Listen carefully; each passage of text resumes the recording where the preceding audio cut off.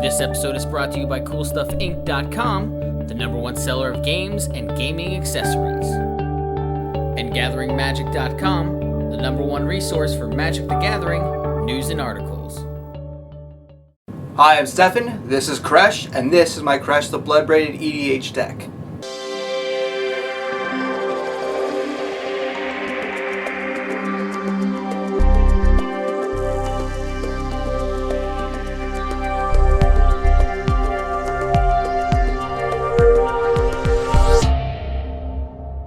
So this is my Kresh the Bloodbraided EDH deck. This is pretty much a token generating deck, and whenever creatures leave play, he's always getting the counters, so he's end up getting very big, very fast. And this is one of my favorite decks to play with, so without further ado, let's get started. Let's take a look at Kresh first, since he is the general of the deck. He's a 3/3 for 5. Whenever a creature leaves play and then hits the graveyard, he gets X+1/+1 counters depending on its power. So not only your creatures but everybody else's creatures. So he tends to get big after every board wipe, usually. So let's start off with the lands. So we have 8 mountains. What are you doing here?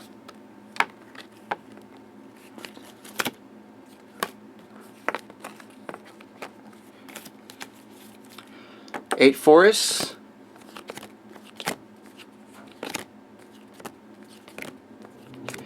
and 8 swamps.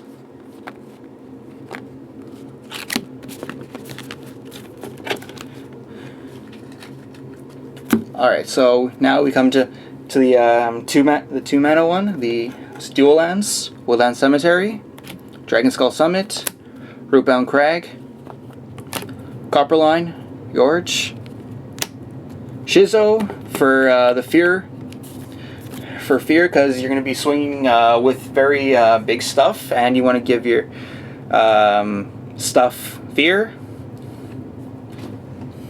and just hit in very big and very fast. Kessig Wolf Run, trample and get +X+0. I don't see why this shouldn't be a good add-in in the deck. Grim Backwoods, sacrifice outlet for Kresh, getting bigger, and it's also a draw outlet in itself too.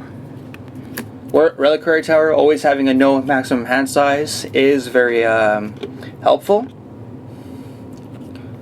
Sandstone Needle, getting 2 red mana for the price of 1. Bojuka Bog, this is graveyard removal. And now we have the bounce lands, Golgari Rot Farm, and Rakdos Carnarium. And we have savage lands. This deck is pretty much organized on its converted mana cost, so we're starting low and then we're going to get to the highest costing at the end. So we have Dryad Arbor. This is a land and a creature, as it says on the front. I usually, whenever I don't have this card, I usually drop down a forest and get Green Sun Zenith, and then go into this, because having that extra mana or a creature on the field, very helpful. Tormod's Crypt, simply for graveyard removal. Mana Vault. This is helpful for the extra 3 colorless mana in the deck. Yeah. Skullclamp, sacrifice outlet for tokens, and a drawing outlet as well. Birds of Paradise, self-explanatory. Rancor, beefing up your tokens when you're about to sack them. That's what I usually do with this card. Bloodhall Ooze. A lot of people tell me to take this card out of the deck, but I find he gets big very fast. Usually because I have a lot of green and black permanents on the field, so every turn he gets bigger and bigger and bigger and bigger, and I'm going to stop there because I'm going to run out of time with this. Alright, so two destroy cards Go for the Throat, Doomblade, very self-explanatory in themselves. Tunnel Ignus, this is pretty much the deck's little troll. Well, he does look like one at first, for everyone. I use the term troll loosely, since he really hates on landfall decks. And this deck was pretty much constructed out of a Jund deck that I used to make, and this was one of the main cards in it because it would really hate on landfall and other elements in the deck. Nature's Lore, the Harrow for 1 less, just gets an extra forest and puts it into play, and then reshuffles. I find is really good. Soulsfire. I hear myths about this card that you can inflict general damage with it, but I'm not sure if those myths are true. And well, I use this card mainly to get rid of problematic generals or problematic creatures on the field. Dark Impostor. It's pretty much a good removal card, and not only that, it is a necrotic ooze in itself, because it gets all activated abilities of all creatures he exiles. Heartbeat of Spring. This is one of the two the land giving, land producing, and group hug elements of the deck. It's this and another card that will be coming up.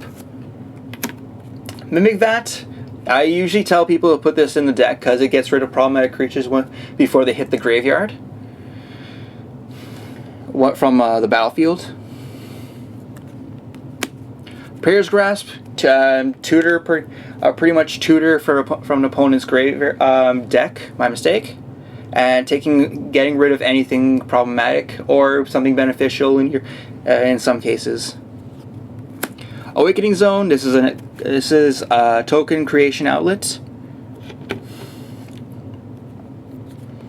Somberwald Sage, and the extra mana really helps in this deck too. Harrow, self-explanatory. Eternal Witness, pretty much a staple in green. And Mana Flare, as I told you just before, is the group hug, another group hug element in the deck, because you're letting everybody, not just yourself, produce the 1 extra mana of the land they're trying to make. So I tend to use this to say it's a group hug card. Wrecking Ball, removal of creatures and lands, so I tend to keep this in. Grave Pact. I usually use this with another card coming up. With the tokens, to get rid of fields. This is the card I was just talking about. I usually tend to sacrifice all my creatures with Greater Good in case they become the target of a spell or ability, or just to wipe an opponent's board. I don't usually sacrifice the big targets, because why would you? I usually sacrifice petty little pawns. Ulash. This is like the the Bloodhall Ooze, except it doesn't get bigger every turn. But if you have a lot of green and red permanents on the field, he tends to get really, really big, and he is a token creating outlet too. Madrush Cyclops. Creatures you control have haste. Self-explanatory. Splinter Twin is one of the most diverse cards in this deck because you can use it with almost everything in the deck. And this is one of my favorite cards to use in the deck, personally. Moonsilver Spear, creating angels and giving creatures 4 strike. I don't see why not.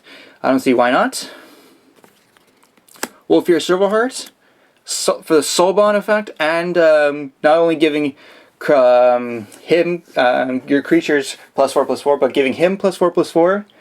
And if you equip him with Rancor, he tends to be pretty beastly. Beacon of Unrest, staple in black. Putting anything from the graveyard. It's pretty much recursion from a graveyard, except it's just those, not enchantments. So Ant Queen. This is pretty much a token engine in itself. Urabrask the Hidden. Having your stuff have haste, just like the Madrush Cyclops, but also making your opponent's stuff tap when they come into the field. Really helpful. Unless you're playing a Masako deck, but I don't know how many people run Masako as their general. Garruk Primal Hunter. I usually use him for his -3 because either Kresh or the Bloodhall Ooze or Ulash tend to get really, really, really big. And as I was pointing out before with the Reliquary Tower, you're going to be drawing a lot of cards with this. So having no maximum hand size is helpful with Garruk. Seedborn Muse, your stuff on taps on everybody else's turn, so helpful. Mycoloth, this is one of the first Devour stuff we've seen. So, and he's not only that, with Grave Pact, you can wipe a field as you devour. Plus, he's a token engine in himself too.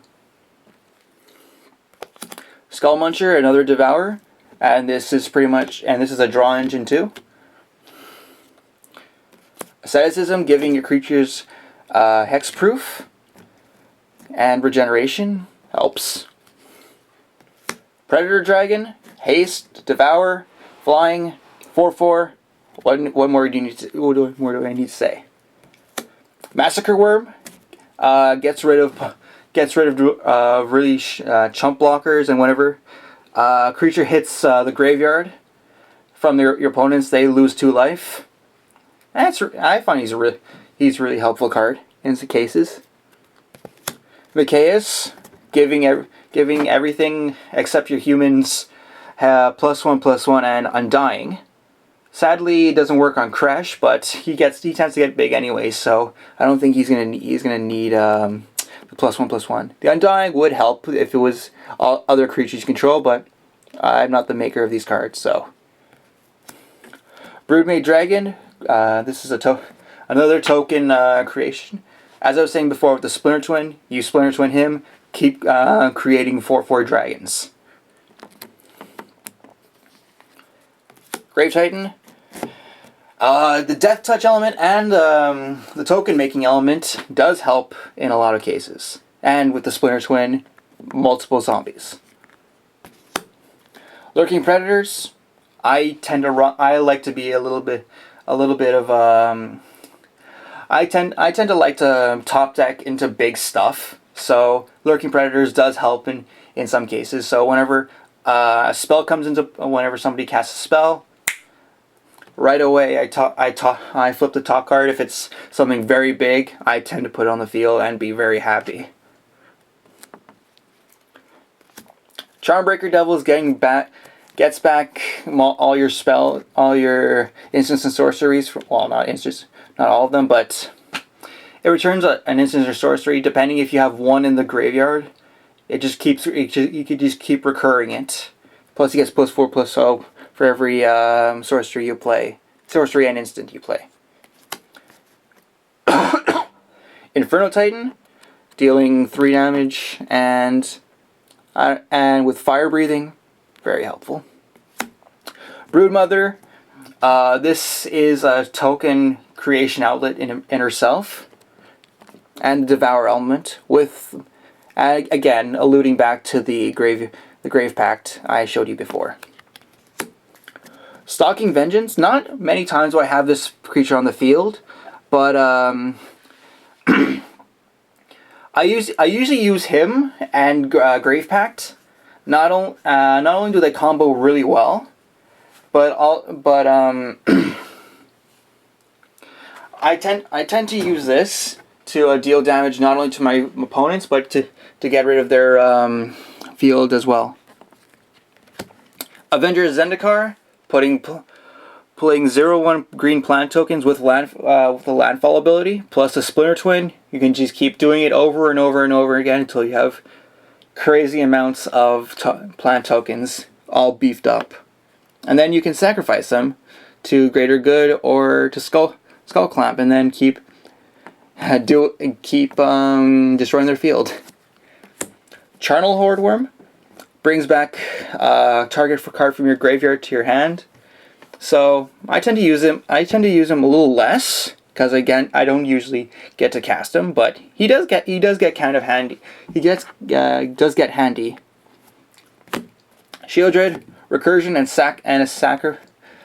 a sacrifice outlet, but gets rid of your opponent's stuff very slowly. But the Recursion is really helpful too. Karthus, I use him mainly because a lot of the decks I play against usually use dragons. So having Karthus take control of them and then swing with swing right away is really helpful. Plus, the dragons in this deck do have haste with the Broodmate Dragon and the tokens and all that stuff. Butcher Malakir. This is another Grave Pact, except it's in creature form. Sisters of Stone Death. I tend to use this card to get rid of generals mainly because her ability lets me do so, and if there's any problems on the field, I just get rid of them. Simple as that.